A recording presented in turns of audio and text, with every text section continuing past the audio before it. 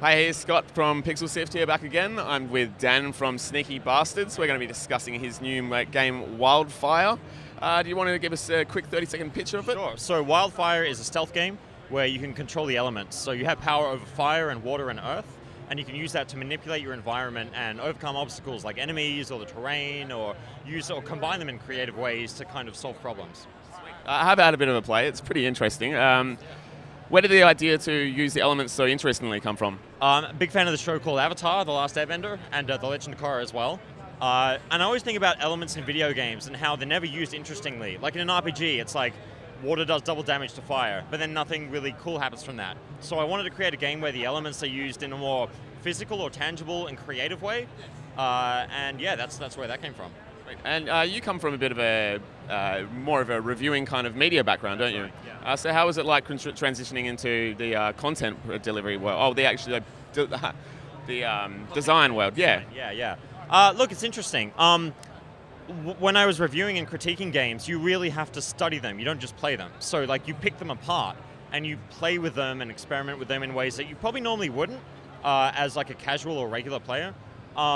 So what I learned from that was what worked and what didn't, and I was able to build up this kind of knowledge of pieces of games that I really wanted to crib from or like inspire things from and that kind of thing. Yeah. So your studio, Sneaky Bastards, how many people are involved in that?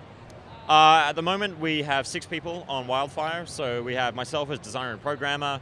We have an artist and animator, a composer, sound designer, and yeah. One thing I find interesting about it is the creative way you can use the players. How do you feel about the kind of emerging gameplay that seems to be happening? Look, that's exactly what we want to go for. I'm really inspired by games like Thief and Deus Ex and Far Cry, and they're all about creating systems that encourage emergent interactions that even the designers don't know are possible, which I'm seeing happen here even at the show, and it's awesome.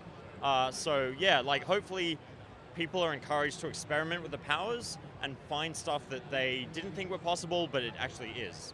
Is that why possibly you've kind of you give a bit of information out, like as far as how do you control the place, the people and whatever, but you don't give too much away, like as far as how you're supposed to get past things? That's correct. Like partly that's because we've compressed stuff for a demo at PAX. Partly it's because we want people to experiment, and we've really tried to make failing fun in this game. Like things go wrong, you kind of like, look, that was my fault, or I deserve that, or something funny happened. And then hopefully that encourages people to replay when they do fail, not get frustrated and quit.